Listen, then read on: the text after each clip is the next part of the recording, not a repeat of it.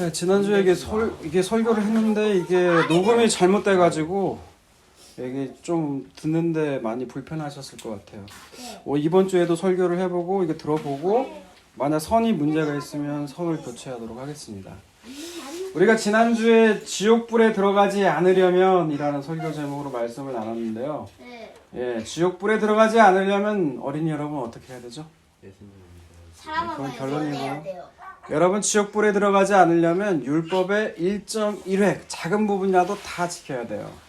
신명기 28장에 보면 율법에 나와 있는 것들이 나와 있는데 이 목록들을 다 지키면 너희가 복을 얻고 하나라도 어기게 되면 다 저주를 받게 돼요. 아니 그럼 당연히 다. 그래서 오늘 지난주에 본문에 보면은 비유로 나와 있죠. 한 푼이라도 네가 갚지 않으면이라는 것이 율법의 1.1획이라도 지키지 않으면 다 너희는 지옥불에 들어가는 인생이 마땅하다는 거예요. 예. 그래서 살인하지 말라고 율법에는 기록되어 있는데 살인을 안 했다고 여러분 다 안심하셨죠? 네. 그러나 아담 안에서는 누구예요? 우리 모두 다 살인자예요. 왜요? 자기 자신을 죽이고 있거든요. 선악과를 먹었어요. 선악과가 뭐라고 했어요? 하나님이 모든 걸 선악을 판단하셔야 되는데 내가 선악을 판단하는 거예요. 좋고 싫음을 내가 판단하는 게 그게 죄라는 거예요. 내가 예수 안 믿고 내가 여전히 주인 돼서 내가 내 말대로 마음대로 말하고 행동하고 생각하고 이 모든 게 다 죄에서 난다는 거예요. 그런데 예수님께서 그 십자가로 그 모든 걸 다 이루셨다는 거예요. 율법의 1.1획이라도 누가 지켰어요? 하나님. 예수님께서 오셔서 지키신 거예요. 그래서 그 받은 의를 우리에게 넘긴 거예요. 그게 정가예요. 서신학적 개념으로. 넘기신 거예요. 선물로. 그래서 우리가 의인이 된 거예요. 여러분 그래서 이제는 예수 그리스도에 대한 태도로 여러분 그 지옥불에 들어가느냐 마느냐 결정되는 거예요. 우리 형제로 오신 예수 그리스도를 나가 미련한 놈 바보 안 믿어 이렇게 말하는 자는 지옥불에 들어가게 된다는 거예요. 그러니 설교 말씀 들을 때 귀를 쫑긋하고 잘 들어야 돼요. 여러분의 생사가 왔다 갔다 하는 순간들이에요. 알겠어요? 그리고 나서 그런 자들은 어떻게 살아야 되느냐?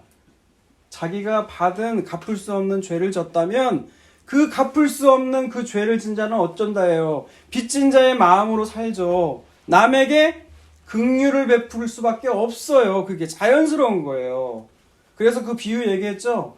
만 달란트 빚진 자와 100데나리온의 빚진 자, 그 비유를 말씀드렸잖아요. 이 만 달란트 빚진 사람이 그 갚을 수 없는 죄를 탕감했는데도 불구하고 어때요? 자기에게 100데나리온 빚진 자를 갚으라고 요구하잖아요. 여러분 그러면 안 된다는 거예요. 알겠어요? 그래서 우리는 그 긍휼의 입은 자대로 살아가야 된다는 거죠. 그리고 나서 이제 오늘 본문은요. 이제 예수님께서 5장에서 7장까지 설교를 다 마치셨어요. 그러면 그 다음에 8, 9장은 뭐가 이어지죠? 제가 말씀드렸죠. 마태복음의 구조는 스토리, 설교로 이어진다고요. 8장과 9장은 이제 예수님께서 하신 일들, 그 스토리들이 나와요. 그런데 첫 번째로 8장 1절에 들어가기 전에 사실 이 본문은 7장 28절과 29절에서 시작이 돼야 돼요. 여러분 마태복음 7장 28절과 29절을 읽어볼까요? 시작.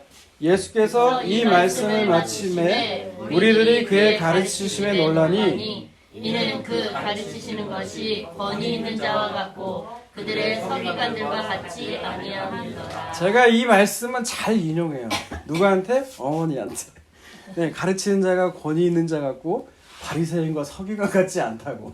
네, 이 말씀 저 농으로 하긴 하는데 예수님의 가르치심은 이만큼 권세가 있었다는 거예요. 여러분 율법이 주어지면 그 율법은 좀 추상적인 게 있어요. 안식일을 지켜라고 했을 때 그러면 어떤 게 일하는 거고 어떤 것이 일하지 않는 건가 이런 것은 지금 누가 해석을 하냐면 그 장로들이 대부분 해석해요. 그 장로들 중에 유명한 사람이 구약에 나온 인물 중에 가말리엘이라고 나오죠. 그게 권위 있는 학자예요. 그러니까 그 사람이 이렇게 율법을 해석했다라고 하면은 그 권위에 초점을 두는 거예요. 그게 해석이 맞다는 거예요. 거기서 나온 것이 성경에는 안 나오지만 힐렐 학파와 샴마이 학파라는 것이 있어요. 근데 이들보다 훨씬 뛰어나신 분이 누구냐? 예수 그리스도예요. 그래서 5장에서 7장까지 유대인들이 율법을 줬는데 그 율법에 대해서 잘못 알고 있는 것들을 율법을 주신 하나님의 아들 예수 그리스도께서 다시 해석을 시켜준 것이 5장에서 7장의 산상수훈이라는 거죠. 근데 이제 산상수훈 설교를 마치시고 예수님이 이제 어디로 가세요? 8장 1절을 보세요. 예수께서 산에서 내려오시니 수많은 무리가 따르니라. 이제 예수님께서 산에 내려오시는 거예요. 드디어. 근데 내려오셔서 누굴 만났어요? 2절 봅시다. 시작. 한 나병 환자가 나와 절하며 이르되 주여 원하시면 저를 깨끗하게 하실 수 있나이다. 네, 누구를 만나요? 나병 환자. 이게 우연일까요? 우연이 절대 아니죠. 네. 그 나병 환자가 하는 말이 뭐예요? 주여 원하시면 저를 깨끗하게 하실 수 있나이다라는 첫마디예요. 누가 원하면? 주님이 원하시면. 여러분 믿음은요, 내가 원하는 바를 믿는 게 아니라는 거예요. 주님이 원하는 바, 주님께서 가진 믿음을 주님이 우리에게 주셔야 우리에게 믿음이 생긴다는 거예요. 여러분 그것이 바로 믿음이라는 거예요. 여러분 그리고 백부장의 믿음 여기 8장에 나와 있잖아요. 그 백부장의 믿음 8장 8절과 9절을 보면 이런 말이 있거든요. 8장 8절과 9절. 백부장이 대답하여 이르되 주여 내 집에 들어오심을 나는 감당하지 못하겠사오니 다만 말씀으로만 하옵소서. 그러면 내 하인이 낫겠사옵나이다. 나도 남의 수하에 있는 사람이요 내 아래에도 군사가 있으니 이더러 가라 하면 가고 저더러 오라 하면 오고 내 정도로 이것을 하라 하면 하나이다. 여러분 이방인 백부장이 어떻게 저런 믿음이 생겨요? 이 사람이 뭐 율법을 알아요? 말씀을 알아요. 그런데 이 믿음이 누구에서 나요? 해석할 수 없어. 하나님에서 하나님이 주셨다고밖에 말을 못하는 거예요. 여러분 여기 9장에는 또 중풍병자가 또 나오거든요. 중풍병자를 보면 예수님께서 그 친구들의 믿음을 보시고라고 나와요. 그 믿음이 어디서 나왔겠어요? 바로 하나님께서 주시는 믿음이라는 거죠. 또 주께서 원하시면이라는 다른 뜻은요, 나를 깨끗하게 하실 수가 있다는 것은 고백은, 이 나병 환자의 고백은 나는 어떤 자라는 거예요? 나는 부정한 자라는 거예요. 나는 나병 환자가 되어야 마땅한 존재라는 거예요. 왜? 죄로. 네, 모든 질병은 죄에서 나온 거거든요. 나는 그래서 마땅한 존재입니다. 그래서 주님, 당신이 원하시면 나를 낫게 할 수 있습니다. 그러자 예수님이 어떻게 하세요? 3절 예수께서 손을 내밀어 그에게 대시며 이르시되 내가 원하노니 깨끗함을 받으라 하시니 그 즉시 그의 나병이 깨끗하여진지라. 네. 그러자 나병 환자가 어떻게 됐어요? 그 나병이 예수님이 손을 내미니까 깨끗해졌어요. 그리고 나서 4절 뭐라고요? 예수님이 또 읽습니다. 시작. 삼가 아무에게도 이르지 말고 다만 가서 제사장에게 내 몸을 보이고 모세가 명한 예물을 드려 그들에게 입증하라 하시니라. 네, 본문은 이렇게 짧아요. 그런데 이제부터 제가 질문을 던질 거예요, 여러분에게. 첫 번째 질문은 무엇이냐면 예수님은 산에서 내려오셨는데 왜 먼저 나병 환자를 치료하셨을까요? 이 8장 내에는 중풍병자도 나오고요. 9장에 보면은 9장에 중풍병자가 나오고 8장에는 백부장이 조금 거의 죽게 된 지경이거든요. 이게 더 중요한 사건이긴 한데 왜 하필 나병 환자였을까요? 네, 어린 여러분 적극적이네요. 뭐 선물 준다고 약속한 적 없는데. 그 사람이 말을 잘해서. 나병 환자가 말을 잘해서. 네. 불쌍해서. 네. 안타깝지만 다 정답은 아니에요. 그래도 잘했어요. 이렇게 말씀에 참간다는 것이 여러분이 은혜를 받고 있다는 증거예요. 즉 제가 잘하고 있다는 거죠. 네. 그런데 왜 그럴까? 그러면 5장에서 7장까지 나오는 산상수훈의 맥락에서 쭉 나오는 거예요. 왜 산상수훈을 다시 율법을 재해석하셨어요? 이 청중이 누구예요? 듣고 있는 사람은 유대인들이에요. 율법을 아는 유대인들이에요. 그러면 이 율법을 아는 유대인들 왜 이들에게 산상수훈을 했어요? 율법을 네가 잘못 알고 있다는 거예요. 그죠? 그럼 왜 이 나병 환자를 예수님이 왜 택하셔서 얘를 먼저 고쳐셨을까요? 율법을 안다고 하는 너희가 바로 이 나병 환자라는 거예요. 너희가 율법을 지킨다고 지키는데 아니라는 거예요. 너희가 이 모든 나병 환자같이 자기의 죄를 모르는 이 부정한 자라는 거예요. 그런데 이 나병 환자는 예수 그리스도를 알고 그에게 나와서 깨끗함을 입잖아요. 그런데 너희는 지금 뭐냐는 거죠. 여러분 이 말씀을 이 마태복음 8장 1장 4절에 나오는 나병 환자를 통해서 얘기를 하고 있는 거예요. 여러분 자 율법을요 지키면 지킬수록 자기 의가 생겨요. 안식일을 지켜라 주일 주일을 지키라는 안식으로 그런 율법은 없지만 아무튼 그런 지키라는 모든 것을 지키면요 나도 모르게 이 의가 높아져요. 이 의가 높은 계층들이 주로 누구냐? 종교 성직자에 있는 분들이에요. 그리고 금식기도 하시는 분들. 네, 제가 이번 주에 가슴 찢는 회개라는 김철기 선교사님 책을 읽고 있는데요. 그분이 금식기도를 40일 하셨대요. 원래 20일 작정했는데 40일 금식을 했대요. 그랬더니 막 푸른 물이 나오고 진짜 죽게 생겼더래요. 네, 그런데 40일 금식을 마치니까 뭐가 생기느냐? 나는 니들과 달라. 영적인 교만이 생기더라 이거예요. 여러분 하나님이 기뻐하는 금식은 뭐라고요? 내 이웃의 그 흉악한 그 묶여있는 굴레를 풀어주는 게 여러분 금식이고요. 아멘. 제가 이번에 다시 본 게 뭐냐면 그 뒤에 있는 구절이었어요. 그게 뭐였어요? 빈민들 집이 없어서 하는 사람들 내 집으로 드리는 것도 여러분 하나님이 기뻐하는 금식이래요. 내 방을 내어주고 내게 꿇어오는 자 친척을 보면 피하지 않고 그들을 도와주는 게 금식이라고요. 여러분 종교적 행위가 아니라는 거예요. 구약에서 나온 거예요. 구약에서. 네. 이처럼 자기의로 가득한 사람이 바로 나병 환자 같은 존재라는 거예요. 살이 썩어 문드러져도 자기를 알지 못해요. 나는 왜 율법을 지키고 있으니까 주의를 지키고 있으니까 나는 아니겠지라는 거예요. 아니 그들이 나병 환자라는 거예요. 그런데 예수님은 왜 이 나병 환자를 고치셨으면 이제 끝나면 되는데 왜 제사장에 가서 율법에 정한 예물을 드리라고 하셨을까요? 두 번째 질문. 네, 다시. 왜 예수님은 제사장에 가서 이 나병 환자를 고치시고 율법에서 말한 대로 예물을 드려라라고 하셨을까요? 레위 지파가 아니라서 예수님은? 아니요. 그것은 율법이 요구하는 바 이 모든 것을 누가 오셨어요? 예수님. 예, 예수님이 이루러 오셨어요. 그게 의가 되니까. 그래서 마태복음의 유난히 이것을 이렇게 한 것은 율법을 이루려 함이라는 구절이 많이 등장하는 거예요. 율법의 완성이 바로 예수님 자신인 것을 계시하고 있다는 거예요. 여러분 구약의 제사장은요 나병을 진찰할 뿐 깨끗하게 할 수 있는 권세가 없어요. 이 나병인지 아닌지를 격리할 뿐이라는 거예요. 우리 이걸 레위기 통해서 볼 건데요. 레위기 13장을 열어주세요. 레위기 13장 1절과 2절 읽어볼까요? 여호와께서 모세와 아론에게 말씀하여 이르시되 만일 사람이 그의 피부에 무엇이 돋거나 뾰루지가 나거나 색점이 생겨서 그의 피부에 나병같이 생기거든 그리고 제사장 아론에게나 그의 아들 중에 한 제사장에게로 데리고 갈 것이요. 예, 나병이 의심이 생기면 제사장에게로 간대요. 그 다음에 읽어볼까요? 3절과 4절과 5절.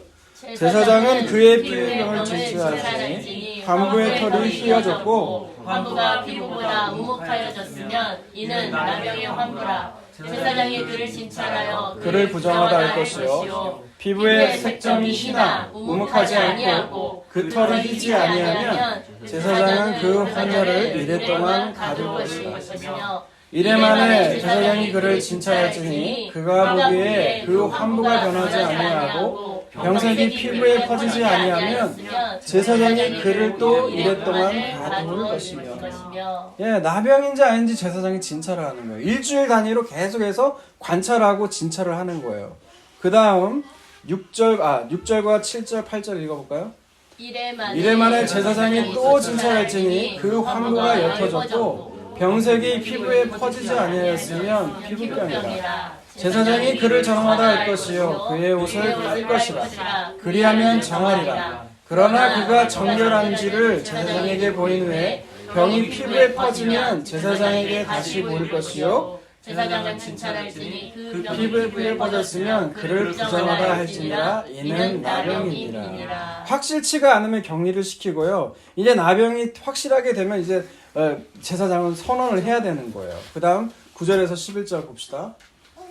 사람에게 나병이 들었거든 그를 제사장에게로 데려갈 것이요 제사장은 진찰할지니 피부에 흰점이 돋고 털이 휘어지고 거기 생살이 생겼으면 이는 그의 피부에 오랜 나병이라. 제사장은 부정하다 할 것이요 그때 이미 부정을 했은즉 가둬지지 않을 것이며 12절 13절 마저 읽을게요. 제사장이 듣기에 나병이 그 피부에 크게 발생하였을 때 그 환자의 머리부터 발끝까지 퍼졌으면 그가 진찰할 것이요 나병이 과연 그의 전신에 퍼졌으면 그 환자를 정하다 할지니 다 희어진 자이지 정하건 하구나.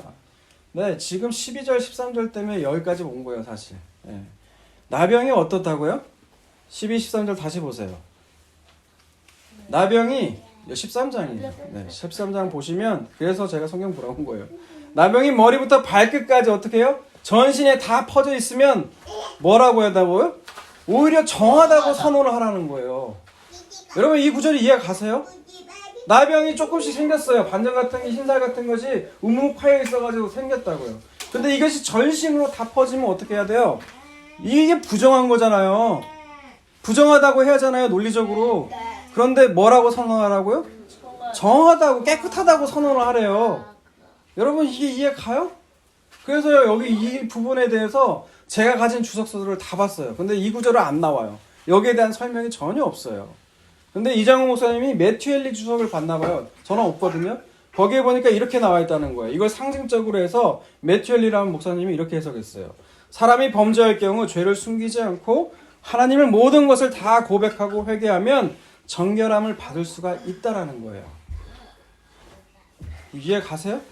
자기가 부정한 자임을 알고 자기가 모든 죄를 하나님께 다 고백을 하면 마치 나병 환자가 예수님께 나와서 자기가 더러운 것을 인정하고 주께서 원하시면 나를 깨끗하게 하실 수 있나이다 한 것처럼 그렇게 한 자는 정결함을 받는다고 선언하는 거라고요. 다시 들어보세요. 이해 안 되면. 네, 만약 우리가 여러분 요한일서 1장 9절에 보면 8장과 9절에 보면 이렇게 나와 있죠. 만약 우리가 죄가 없다고 말하면 스스로 속이고 또 진리가 우리 속에 있지 아니할 것이요 만약 우리가 우리 죄를 자백하면 그는 미쁘시고 의로우사 우리 죄를 사하시며 우리를 모든 불의에서 깨끗하게 하실 것이요. 아멘. 예, 여러분 우리가 죄가 있다고 자백하면 주님은 우리 불의를 기억하지 않으시고 우리를 깨끗하게 하시는 분이시라는 거예요. 예, 나병 환자는 그걸 알았던 거예요. 그래서 예수님께로 나아가서 뭘 입었어요? 깨끗함을 입었다는 거예요. 예, 문제의 심각성은 우리는 여기 앉아 있으면서 우리는 괜찮은 척, 거룩한 척, 주의를 지켰으니까 남들 명절 는다 놀러 간다고 했을 때 우린 여기 있으니까 우리는 괜찮겠지라고 하는데 아니라는 거예요. 여러분 우리가 죄인인 걸 알아야 된다는 거예요. 이 나병 환자처럼 정말 우리가 정말 문드러지는 죄인이구나를 알아야 돼요. 제가 일주일에 한 번씩 우리 집이 교회니까 하기 싫은데 화장실 청소해야 돼요. 맞아요. 이 화장실 청소하면요. 부러워요. 아이고 진짜 이 남자들 이 암노니아 냄새 진짜 지독하거든요. 이 바닥까지 뿌려져 있어요. 어떤 때는. 그럼 그 냄새가 얼마나 썩어 다 문드러진 줄 아세요? 그런데 여러분 우리가 죄를 지으면요. 그 속으로 그 생각했어요. 아 우리가 죄를 지으면 이 죄의 냄새가 이렇게 풍기면 우리가 죄를 싫어할 건데 여러분 죄 지으면 냄새가 나요 안 나요? 나요? 어떤 냄새 나요? 네? 그럼 우리가 죄를 짓는 거에 경각심을 품을 텐데 우리가 썩어 문드러진 나병 환자처럼 죄를 지어도 죄의 냄새를 안 난다고요. 그러니까 죄를 지어도 아무렇지가 않아요. 여러분 예수 믿어 성령 충만하면 좋은데요. 그렇지 않으면요 여러분 죄의 종으로 살아갈 수밖에 없어요. 죄가 권세가 있기 때문에 죄가 시키는 대로 따라가요. 근데 그게 내가 원해서라고 착각한다니까요. 아니라는 거예요. 아니라는 거예요. 자기가 나병 환자임을 깨달아야 된다는 거예요. 그게 하나님의 은혜예요. 은혜. 주님이 성령께서 오시면 우리를 먼저 뭐를 알게 하세요? 그 죄를 알게 하세요. 네. 복 끝나요. 자, 나병이 들면 여러분 사랑하는 가족과도 떨어져야 되고요. 성전에 제사로 드리러가도 못 가요. 사람들이 자기에게로 오면 나는 부정한 자요 부정한 자요 외쳐야 돼요. 이 나병 환자는. 여러분 그러면 이 나병 환자는 또 어때요? 자기가 접촉하는 물건이 나 때문에 다 부정하게 돼요. 여러분 이게 바로 나병 환자예요. 얼마나 수치스럽고 낫기까지 사람들을 얼마나 피해 다녀야 될까요? 여러분 우울증 걸려봤어요? 네. 난 걸려봤어요. 여러분 사람 피해 다녀요. 그게 얼마나 괴로운지 몰라요 또. 그런데 이 나병이 오히려 전신으로 퍼지면 너는 깨끗하다, 정결하다는 거예요. 여러분 이게 무슨 뜻이게요? 무슨 뜻일까요? 예수님이 산상설교를 마치시고 처음으로 고친 게 이 나병 환자예요. 이건 바로 너희가 이 나병 환자라는 거예요.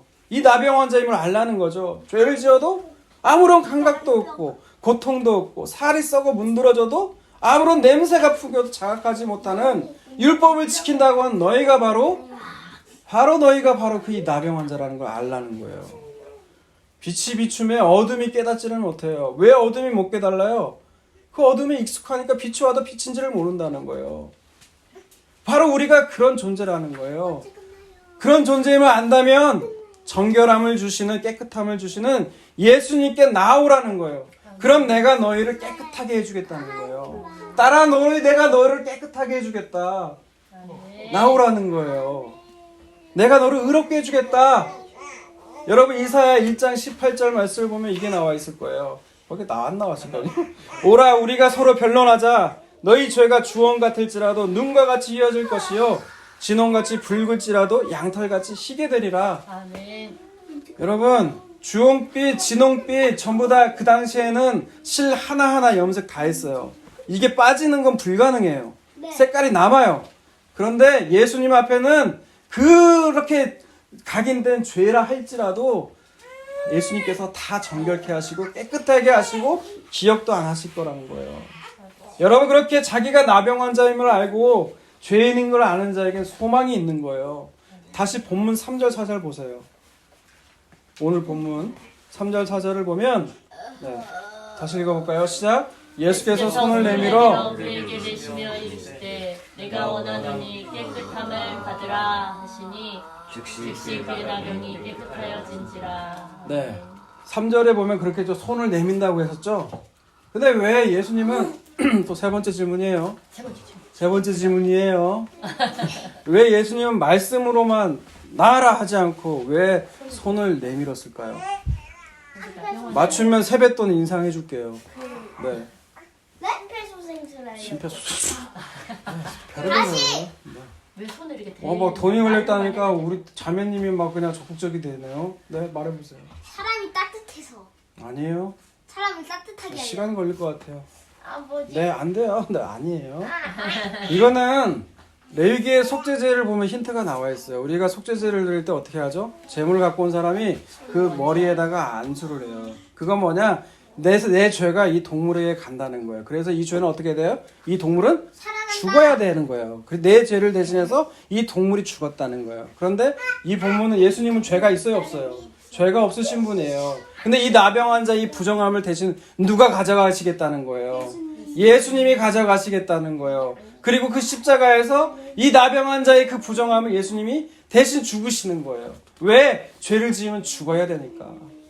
그것이 예수 그리스도의 십자가예요, 십자가. 그리고 예수님께서 그 모든 것을 십자가에서 그래서 다 이루셨다는 거예요. 그리고 나서 예수님은 4절에 보니까 율법이 정한 예물을 드리라고 하셨죠. 그러면 어떤 예물을 드렸는지 레위기 14장을 통해서 볼게요. 레위기 14장 1절에서 9절까지 읽어볼까요? 시작.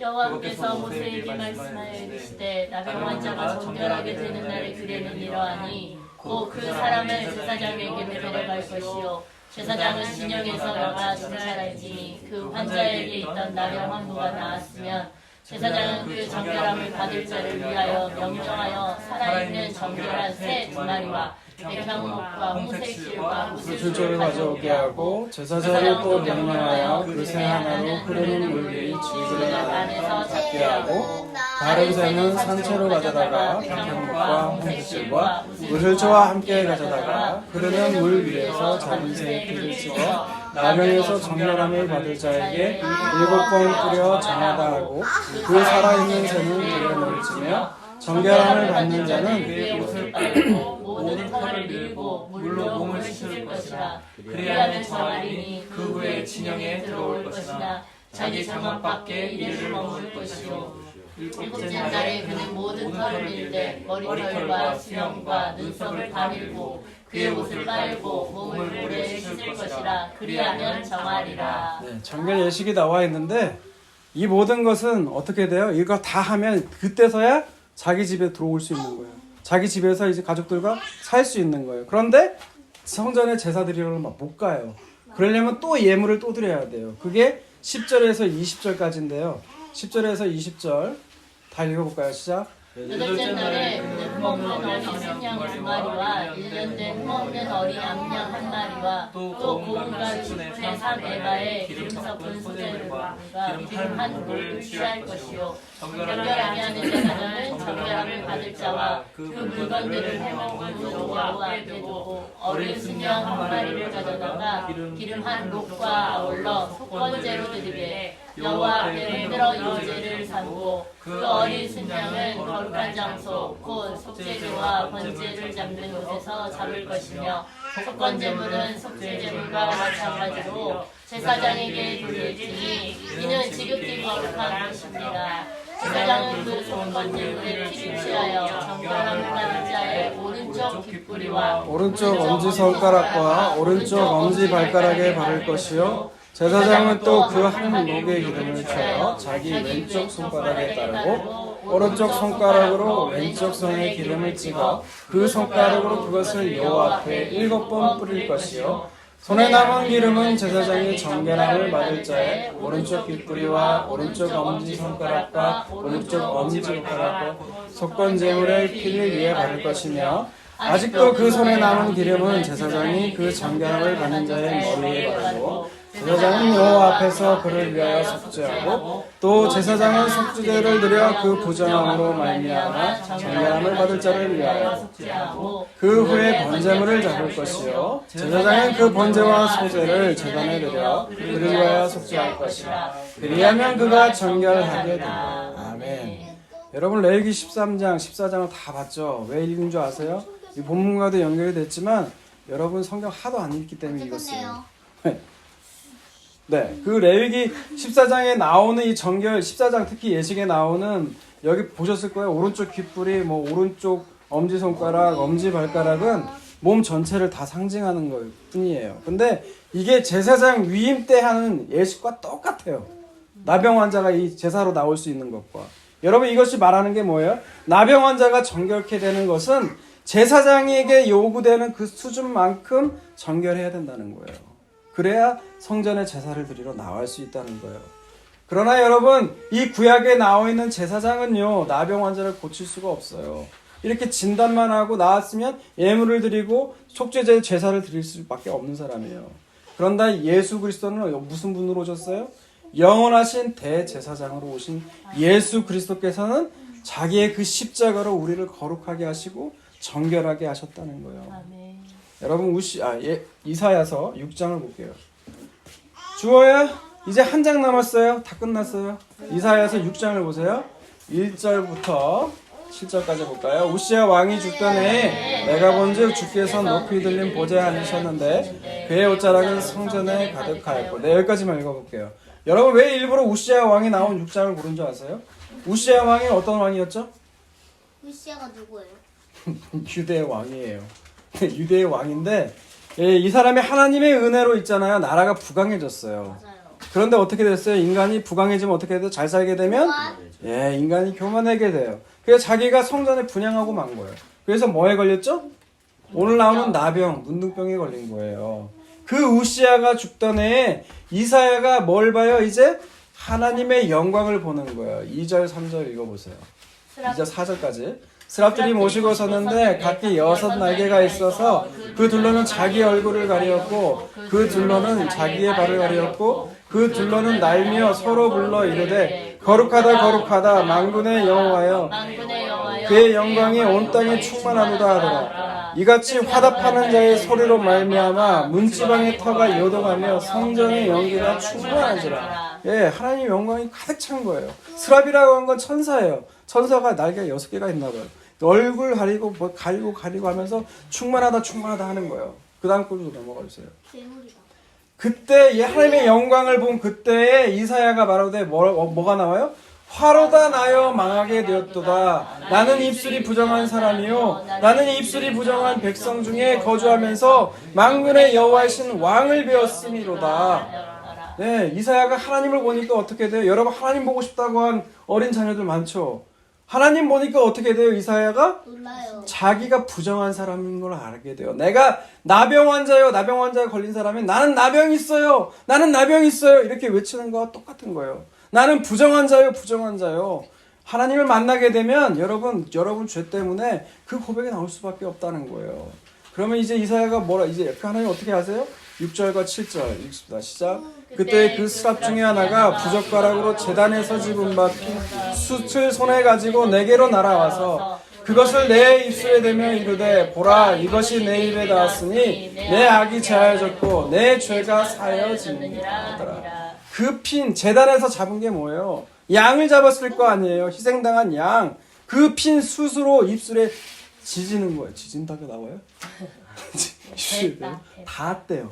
닿으니까 어떻게 돼요? 정결하게 됐다는 거예요, 여러분. 여러분 예수님을 믿는다면 내가 나병 환자임을 알고 주님께 나아가야 된다는 거예요. 주께서 원하시면 저를 깨끗하게 하실 수 있습니다. 그렇게 나아가는 거예요.